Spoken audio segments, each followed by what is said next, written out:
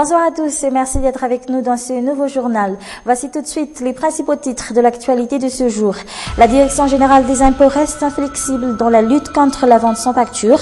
Comme annoncé hier, les grossistes, du moins ceux d'Annecy-B, ont observé une grève ce jour. Professionnaliser le secteur du transport en commun. Le Conseil de gouvernement d'hier vient de décider de certaines mesures drastiques dans le but de professionnaliser le métier de chauffeur et par la même occasion préserver la vie des usagers des transports en commun. À l'étranger, deuxième jour de la visite du président chinois Xi Jinping en France, une première visite d'État à connotation économique, une cinquantaine de contrats et de partenariats sont en jeu.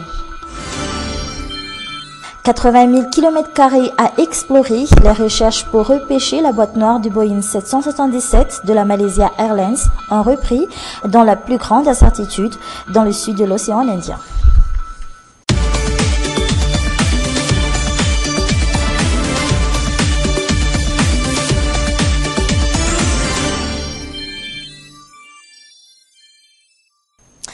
Le Conseil de gouvernement d'hier a pris certaines mesures radicales pour mettre un terme au laisser-aller dans le domaine du transport en commun. Ainsi donc, afin de professionnaliser le métier de chauffeur et d'assistant, tous doivent avoir un certificat d'aptitude professionnelle ou CAP avant de prétendre à un poste de chauffeur de taxi B. Aris Ariel et Zara Diansou. Professionnaliser le secteur du transport, c'est aujourd'hui le principal objectif des autorités malgaches, notamment le ministère des Transports. Désormais, les chauffeurs et les receveurs doivent suivre des formations, puis passer des examens d'aptitude. Ce sont entre autres les critères exigés pour un chauffeur dans le transport en commun. Aleo asina ny certificat d'aptitude professionnelle zany. On doit exiger le certificat d'aptitude professionnelle pour chaque chauffeur et receveur. On doit surtout pouvoir contrôler leur aptitude, car l'absence de contrôle est un vrai problème actuellement.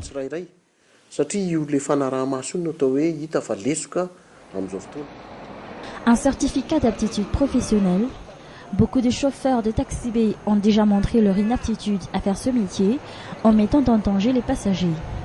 En appliquant ces mesures, l'État veut absolument préserver la vie des usagers des transports en commun. Des contrôles stricts seront effectués.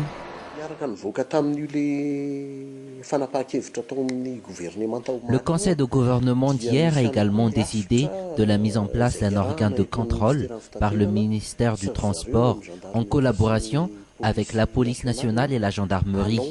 Ce sera une priorité pour les trois ministères de le mettre en place afin d'appliquer ces nouvelles mesures et par la suite appliquer la loi.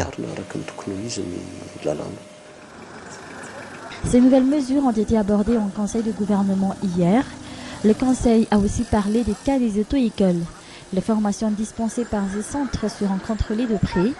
Chaque moniteur doit aussi avoir un certificat d'aptitude professionnelle, des mesures drastiques pour certains. Mais les récents accidents de la circulation causés par les taxis B de la capitale et ayant coûté la vie à plusieurs personnes semblent donner raison aux autorités.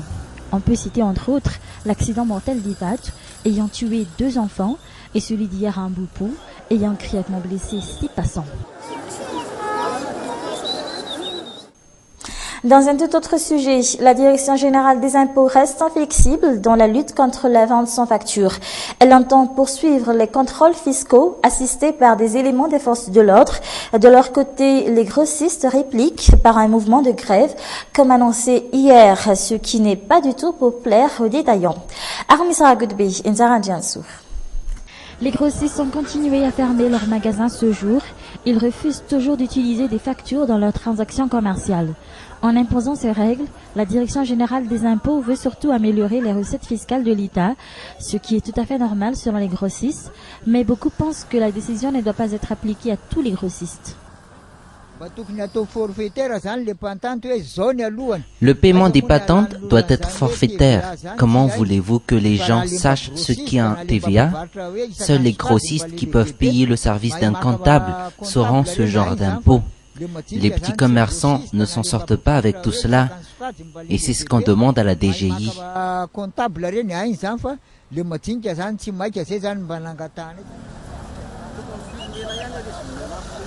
Mais la Direction générale des impôts semble inflexible à ce sujet.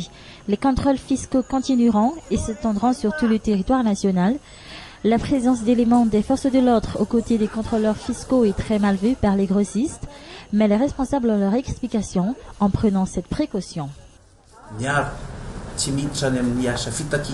Ils sont là pour protéger les contrôleurs fiscaux dans leur mission. Ils restent en dehors de leur travail.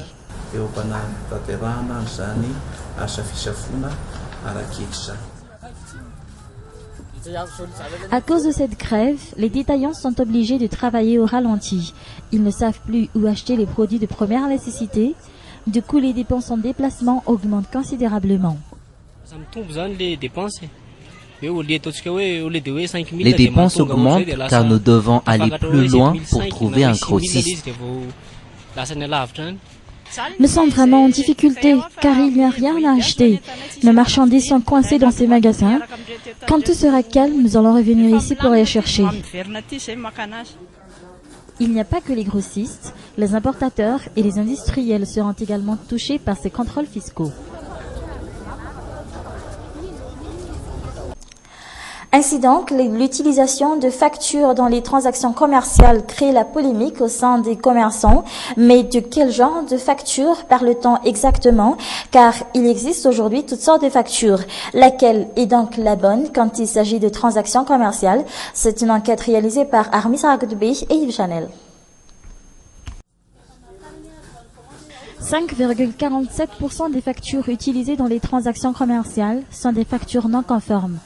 Voici le modèle d'une facture conforme établie par la Direction générale des impôts. Ce modèle peut être rempli à la main ou imprimé.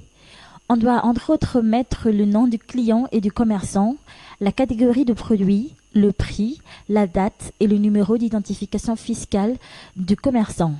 Le mode de paiement utilisé, en espèces ou par chèque, doit être inscrit dans cette facture. Et enfin, le numéro de téléphone et l'adresse du client y sont également inscrits afin d'éviter toute tentative d'émission de chèques sans provision. Ce modèle de facture est vendu dans les librairies et certaines boutiques spécialisées en fourniture de bureau. Mesdames et messieurs, c'est la fin de ce journal. Merci à vous de l'avoir suivi jusqu'à la fin. Je vous souhaite de passer une excellente soirée en notre compagnie. Au revoir.